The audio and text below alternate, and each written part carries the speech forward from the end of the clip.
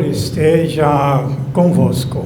Está no meio de nós. Proclamação do Evangelho de Jesus Cristo segundo João. Glória a vós, Senhor.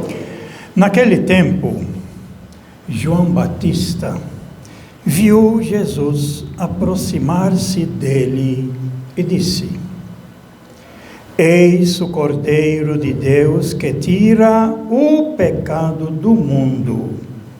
Dele é que eu disse: depois de mim vem um homem que passou à minha frente, porque existia antes de mim. Também eu não o conhecia, mas se eu vim batizar com água, foi para que ele fosse manifestado a Israel. E João deu testemunho dizendo: Eu vi o Espírito descer como uma pomba do céu e permanecer sobre ele. Também eu não o conhecia, mas aquele que me enviou a batizar com água me disse: Aquele sobre quem vires o Espírito descer e permanecer, este é quem batiza com o Espírito Santo. Eu vi e dou testemunho. Este é o Filho de Deus. Palavra da salvação. Glória a vós, Senhor.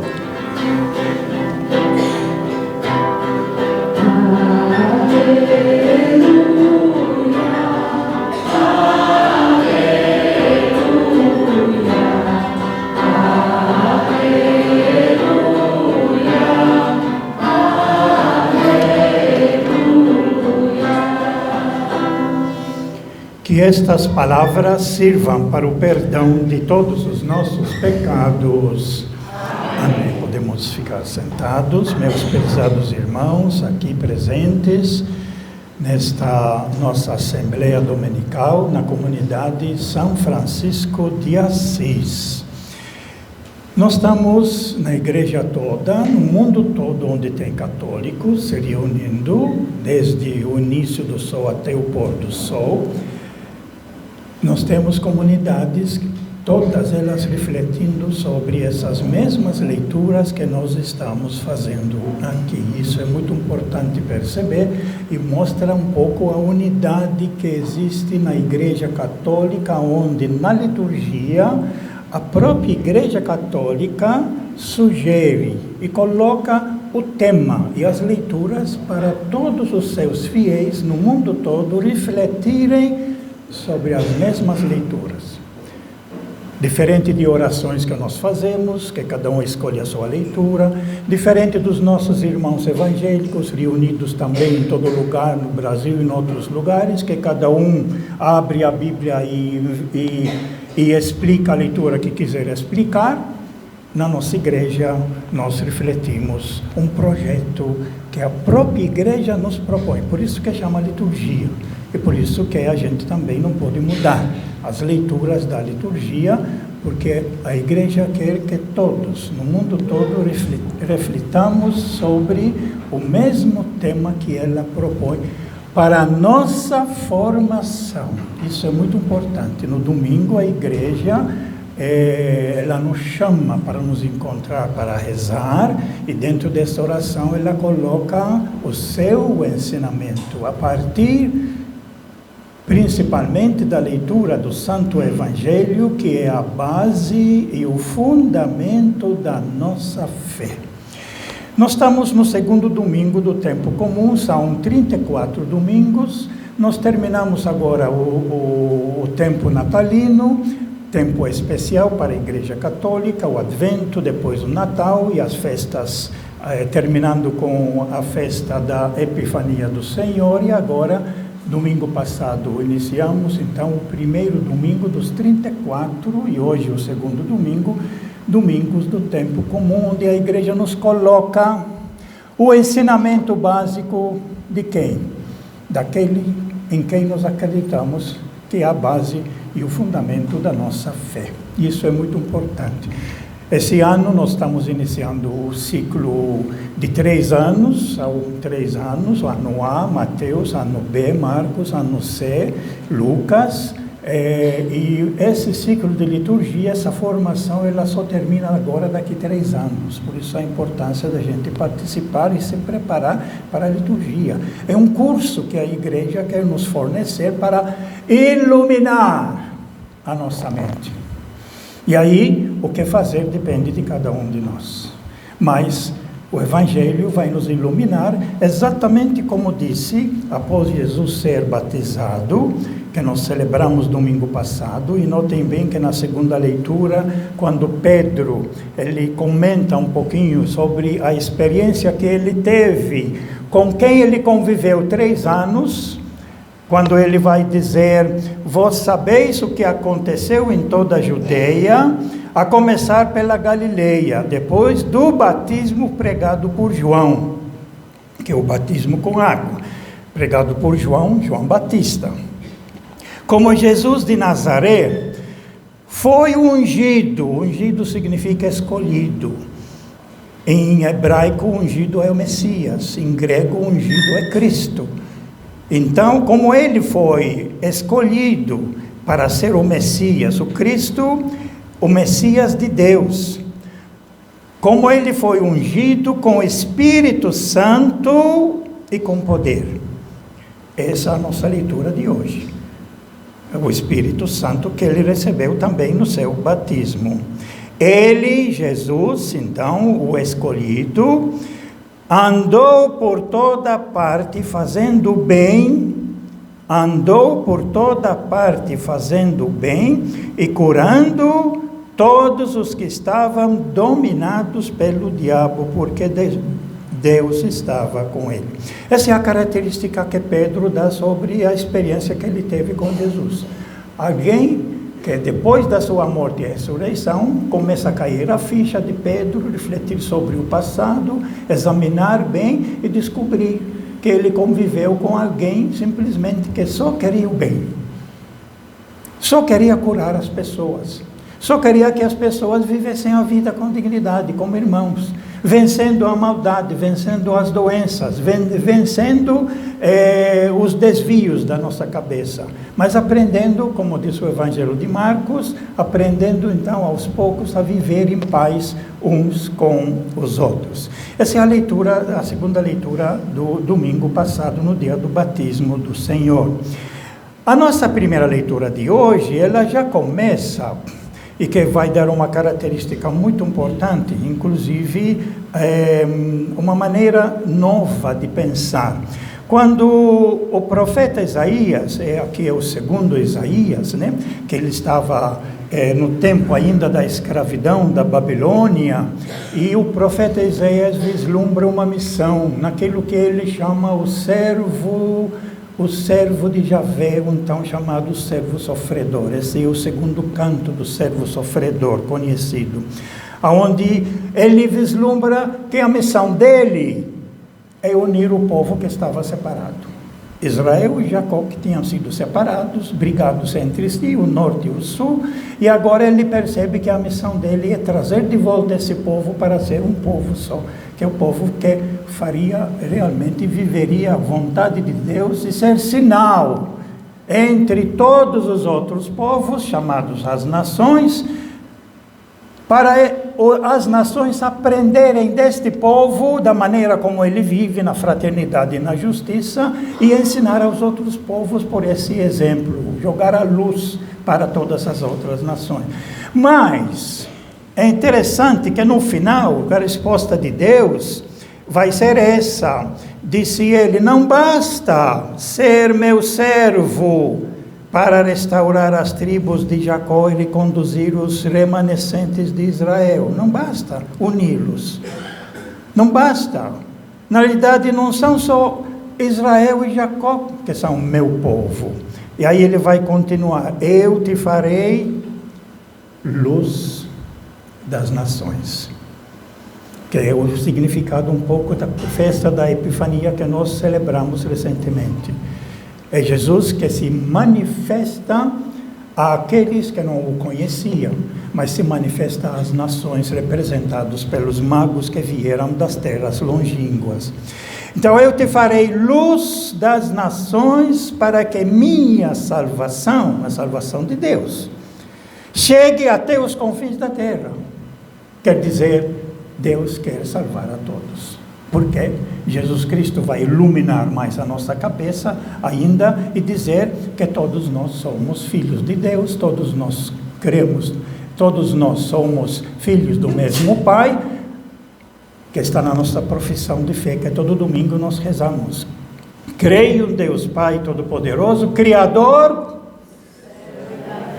e de tudo que contém, incluindo todos nós, todos os seres humanos, todos somos de Deus.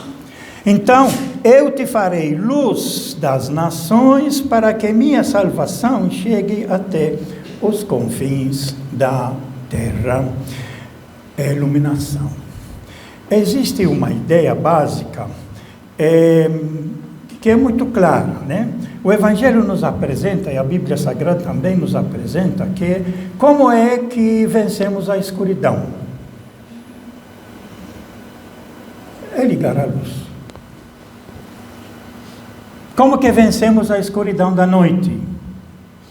O nascer do sol, que vai afastar a escuridão. Esse é um princípio muito importante. Por isso que, mesmo que a nossa vida seja escura, com as coisas erradas e más que nós fazemos, basta a gente ser iluminado por Jesus e aprender aquilo que Jesus nos ensina, que aos poucos nós vamos vencendo a escuridão da nossa vida. Assim, quem é dominado pela vingança, pelo ódio, pela maldade, se ele aprender de Jesus o amor, a fraternidade, a misericórdia, a maldade da nossa vida vai se desfazendo pela coisa boa, pela misericórdia, se desfazendo pelo amor. Jesus nos transforma, jogando para nós a sua luz. Se nós abrirmos o coração e aceitarmos isso, a escuridão da nossa vida também vai sumindo. O ódio da nossa vida vamos vencendo. Mas vamos vencendo não porque tem gente que fica lutando para tentar superar o pecado. Tentar superar o pecado não vai conseguir. Se torna pior às vezes. Aceita a luz de Deus. Aceita a luz de Jesus. Aceita o perdão. Aceita a misericórdia. Veja Jesus como luz do mundo, que clareia a nossa vida e afasta as trevas da nossa vida. Isso é uma coisa muito interessante e muito importante. Então, a frase central da primeira leitura: eu te farei luz das nações para que minha salvação chegue até os confins da terra. Quer dizer, o desejo de Deus que quer iluminar a todos. E tem o seu povo de Israel no Antigo Testamento, que Deus desejava que eles vivessem na luz para poder clarear o resto das nações, mas eles não fizeram. Eles se comportaram como as outras nações, eles usaram guerras, a vingança, o ódio, eles brigaram entre si. Como que vai ser luz para os outros se você está na escuridão? Por isso a promessa de vir o Salvador. De vir o meu servo, o servo de Deus, o servo de Javé. E esse servo de Javé, na realidade, o Evangelho vai dizer que é esse Jesus Cristo que nós acabamos de celebrar, né, o seu nascimento, celebrar o seu nascimento, gente humana como todos nós humanos, carne da nossa carne e osso dos nossos ossos. A nossa leitura do Evangelho, que é muito importante hoje, que a igreja nos coloca no segundo domingo do tempo comum, tem uma frase que eu vou tentar aprofundar mais. João Batista, não confundem João Batista com João Evangelista. A leitura é do João Evangelista, mas ele fala de João Batista agora. Por isso que eu acrescentei aqui na leitura, naquele tempo, João Batista, para a gente não confundir. João Batista viu Jesus aproximar-se dele e disse: eis o Cordeiro de Deus, que tira o pecado do mundo. Primeira reflexão que precisamos fazer é sobre Cordeiro de Deus. Na tradição judaica do Antigo Testamento, existia um ritual que era feito, até hoje eles fazem, os judeus, aquilo que é chamado o bode expiatório. Onde no dia de Yom Kippur, chamado em hebraico, o dia do grande perdão, o sumo sacerdote no templo, que assume para si todos os pecados de todo o povo, depois ele traz para ele um bode, e ele coloca a mão em cima do bode, para passar para o bode os pecados que ele pega para si, vindo de todo o povo, de toda a nação de Israel. E colocava a mão, e aí soltavam o bode lá no deserto, e aí leva todo o pecado para o deserto, então o povo fica livre do pecado. Os pecados serão perdoados de todo o povo. Uma vez por ano que eles faziam isso. Isso é chamado bode expiatório, aquele que carrega a culpa de todo mundo. E por isso, é isso mesmo, bode expiatório, a gente usa no nosso linguajar comum, né? Se tornou bode expiatório, carregou a culpa tudo ele. Não é dele a culpa, mas carregou a culpa de todo mundo. E levou. Esse é o bode expiatório. Agora, o que está dizendo aqui na nossa leitura não é o bode expiatório. Aqui está dizendo o Cordeiro. O Cordeiro de Deus que tira o pecado do mundo.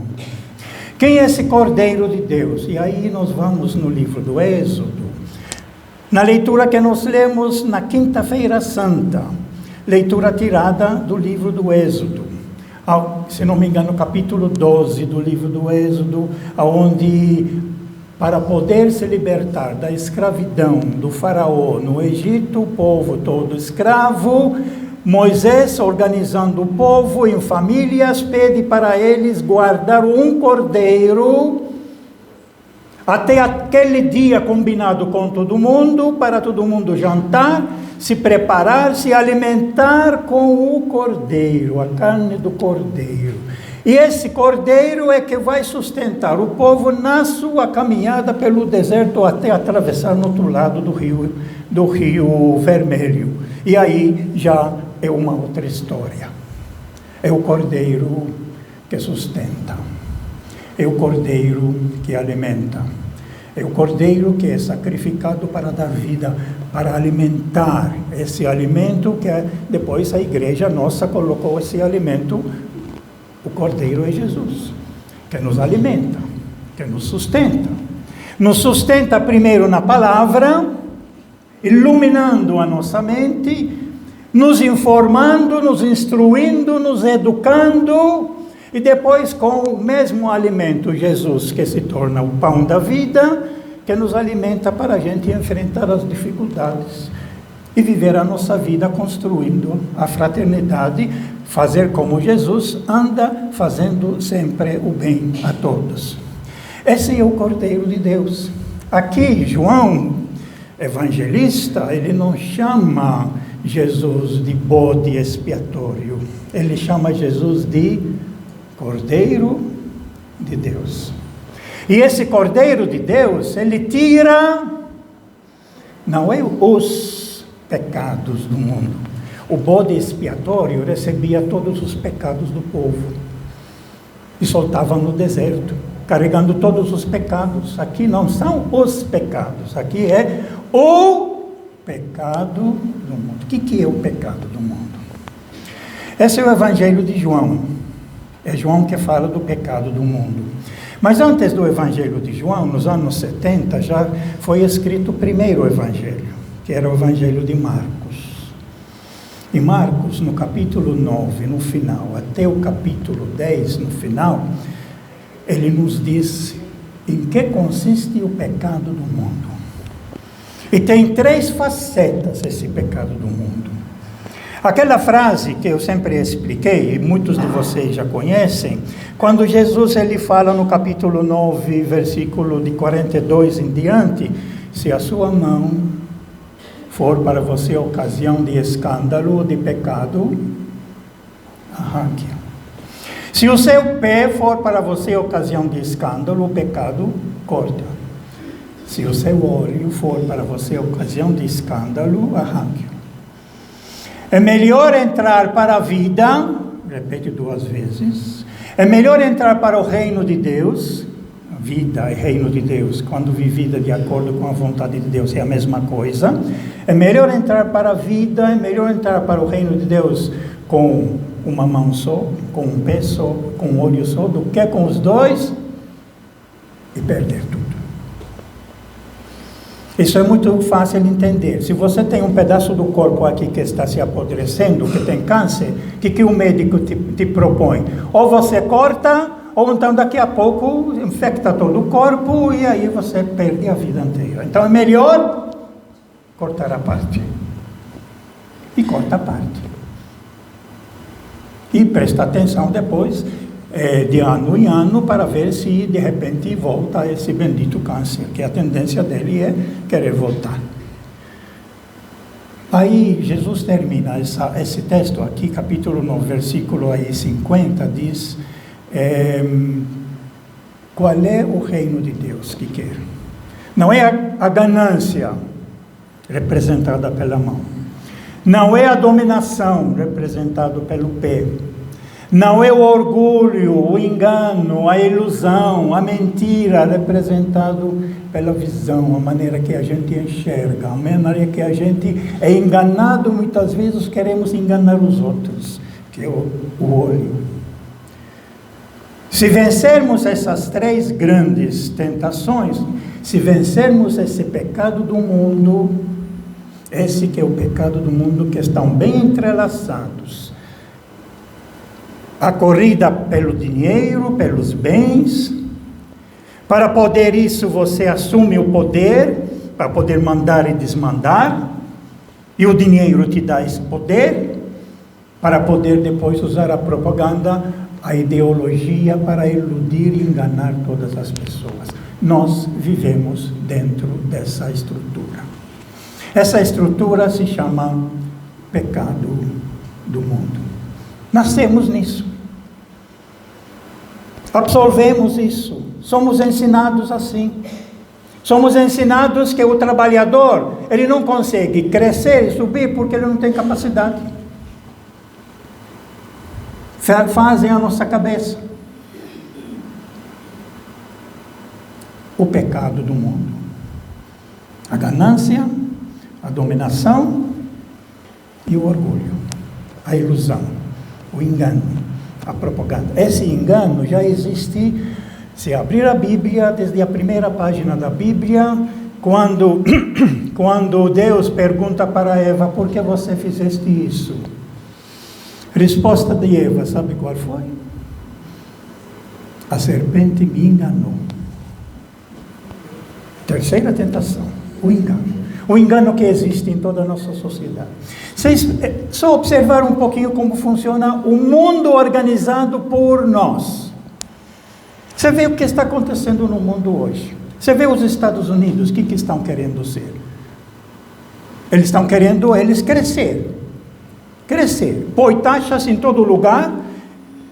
Aí, para ele manter o seu poder e fazer isso, ele manda e desmanda o que ele quer fazer. O que ele fez agora?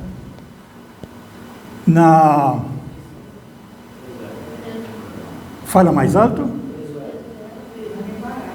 Não é na Nicarágua, é outro lugar. Não, também não é no Irã. Aí é que pegou o homem aí. A Venezuela. O que ele fez na Venezuela? O que está querendo fazer no Irã? Ele tem um potencial, tem o poder na mão. E acima de tudo, ele vai, invade e quer fazer o que quiser. Quem vai opor para ele? Põe taxas. Invade. Esse é o poder. Nós estamos dentro disso. O que eu vou fazer? Eu estou sofrendo a consequência de tudo isso. Todos nós estamos sofrendo as consequências de tudo isso. Eu tenho culpa. Mas eu estou sofrendo as consequências. Essa é a estrutura do pecado do mundo. E isso que nós precisamos entender. Eu estou tendo consequências na minha vida de coisas que eu não fiz, não sou eu o culpado. Por que tantas doenças? Porque a situação está como está exatamente porque tem uma estrutura que nós não estudamos, que nós não conhecemos, que vive escondida, mas é ela que funciona, e da qual eu fiquei doente. Eu não fui atendido. Eu estou sofrendo. Consequência de uma estrutura que está instalada naquilo que o evangelista São João chama o mundo. O pecado do mundo. Agora, como vencer isso? Porque a leitura diz: eis o Cordeiro de Deus que tira o pecado do mundo.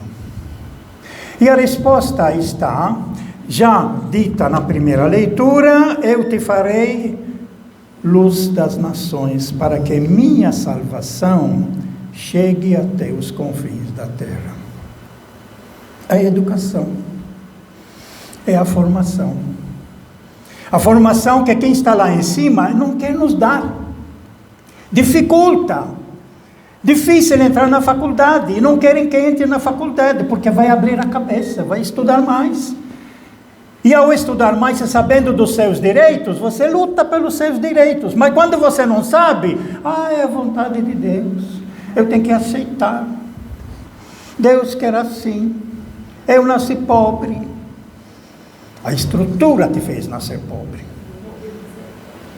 Você bem deseja ser melhor, ter uma vida mais digna, ter vida mais humana, que é o projeto de Jesus. Então Jesus ilumina.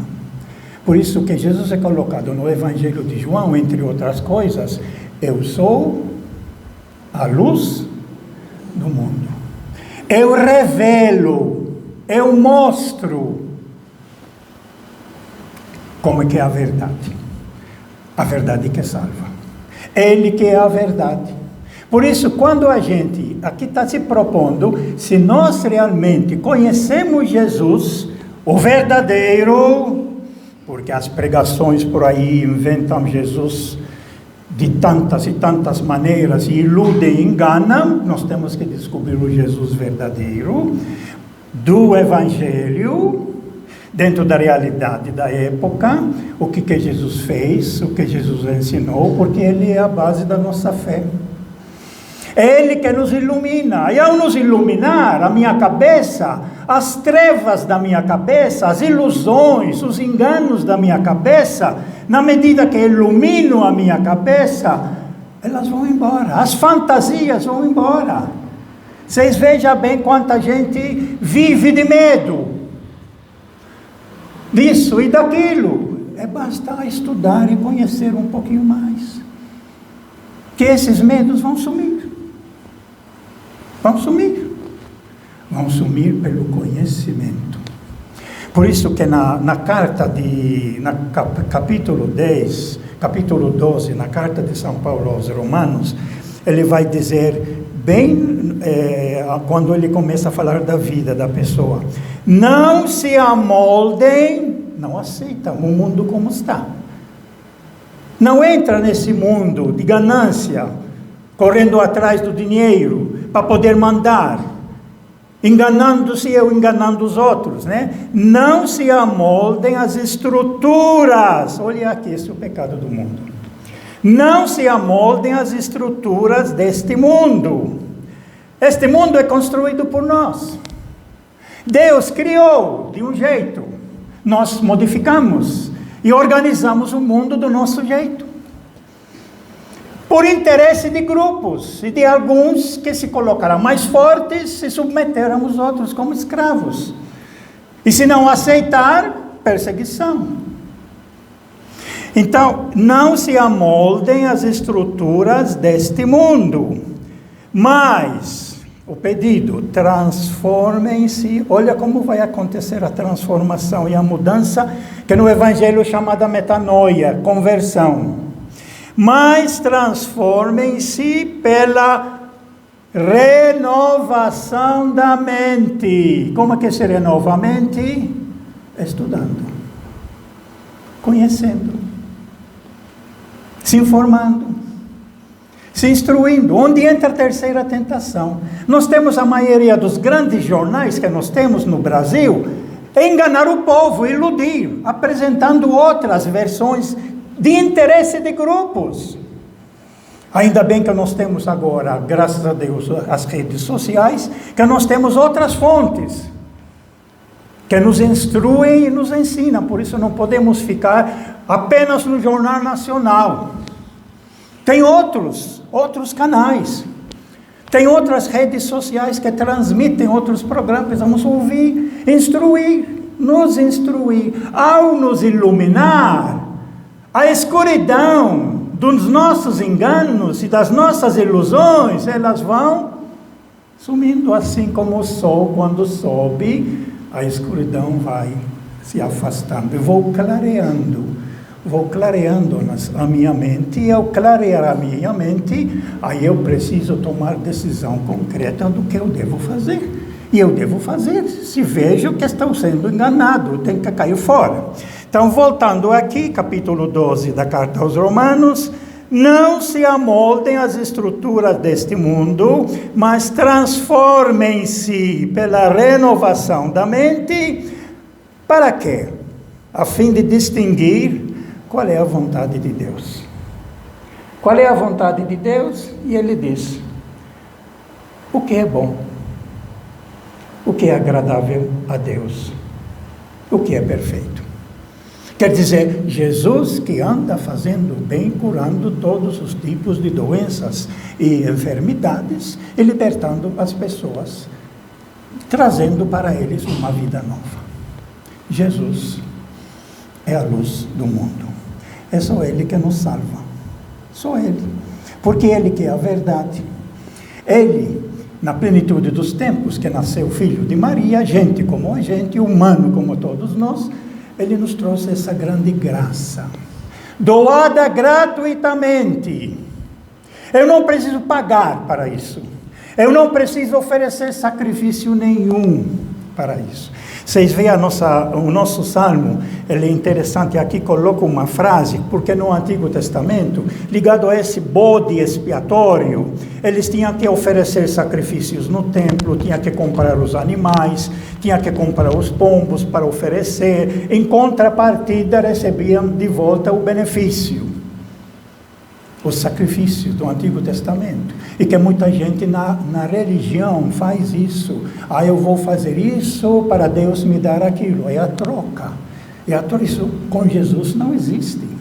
Isso é no Antigo Testamento, no bode expiatório. Então veja bem, sacrifício e oblação não quisestes, mas abriste, Senhor, os meus ouvidos para ouvir a sua voz, ouvir o seu ensinamento, me clarear as minhas ideias, para vencer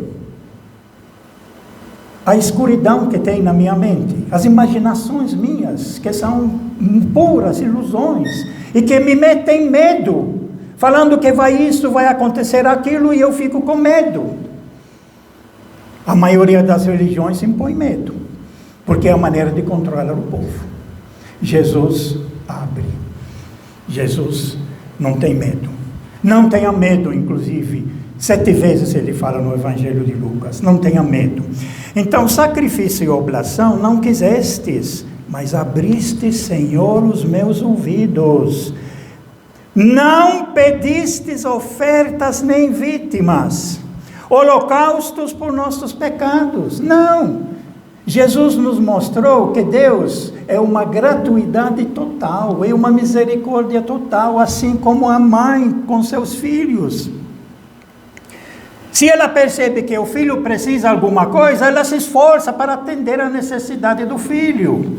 Se o filho errou, ela faz de tudo para achar uma maneira como ajudar esse filho a abrir os olhos para enxergar o erro e se consertar. Essa é a gratuidade de Deus. O Deus de Jesus Cristo é totalmente diferente do que a maioria das religiões pensam e exigem. As religiões muitas deles exigem sacrifícios, exigem penitências, exigem isso, exigem um monte de coisas. E se não fizer isso, você está no pecado, precisa pedir. Para Deus, nada disso. Deus quer sempre nos ajudar. Aquela frase que ele disse para o cego Bartimeu: no que eu posso te ajudar? Como que eu posso lhe ser útil? Essa é a atitude de quem recebe o Espírito de Deus. Ter essa atitude sempre de querer ajudar, mas aberto sempre para abrir a mente, para ouvir e para ver. E aceitar que aquele que nos salva de verdade é aquilo que está no Santo Evangelho, que é o nosso Senhor Jesus Cristo, sobre o qual é fundamentada a nossa fé. A nossa fé é fundamentada sobre Jesus Cristo. Ele é o nosso Salvador. Ele é o Cordeiro de Deus que tira o pecado do mundo, revela para nós toda a situação em que vivemos, para a gente vai clareando, como diz aquela música de Geraldo Vandré, vou abrindo os olhos, e aí eu vou tomando postura e posição para construir a vida e ser como Jesus, alguém que sempre anda fazendo o bem. Louvado seja nosso Senhor Jesus Cristo.